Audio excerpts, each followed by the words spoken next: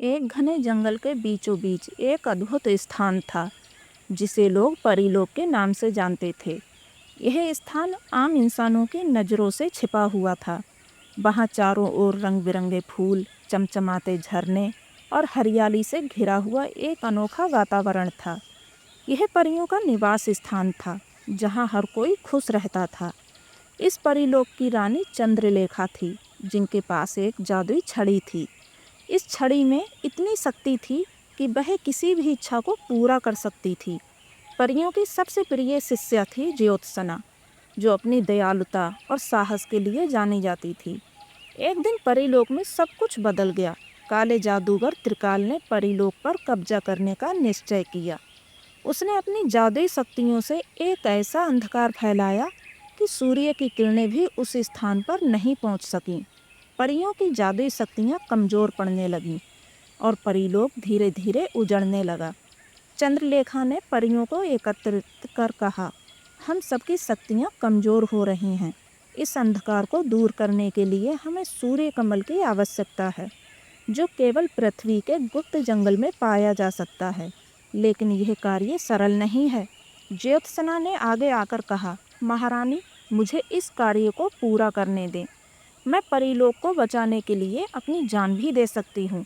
चंद्रलेखा ने ज्योत्सना को अपनी जादुई छड़ी का एक अंश दिया और कहा, यह तुम्हें खतरे में बचाएगा, लेकिन ध्यान रखना, इस छड़ी का उपयोग केवल अंतिम समय में करना। ज्योत्सना ने परीलोक से पृथ्वी की यात्रा शुरू की। उसने कई कठिन रास्तों और खतरों का सामना किया। वह एक विशाल नदी, ऊंचे पहाड़ और अंधेरे जंगलों को पार करते हुए गुप्त जंगल में पहुंची। वहां उसे एक पुराना संत मिला, जिसने बताया कि सूर्य कमल तक पहुंचने के लिए उसे 3 परीक्षाओं से गुजरना होगा। पहली, साहस की परीक्षा। उसे एक डरावने अजगर का सामना करना पड़ा। अपनी बुद्धिमानी और साहस से उसने अजगर को परास्त किया। दूसरी, दयालुता की परीक्षा। एक घायल पक्षी को देखकर उसने अपनी शक्तियों का उपयोग कर उसकी जान बचाई। तीसरी, सत्य की परीक्षा। उसे एक दुष्ट जादूगर ने झूठे वादों से बहकाने की कोशिश की, लेकिन ज्योत्सना ने अपनी सच्चाई और विश्वास को नहीं छोड़ा। तीनों परीक्षाएं पास करने के बाद ज्योत्सना ने सूर्यकमल प्राप्त कर लिया।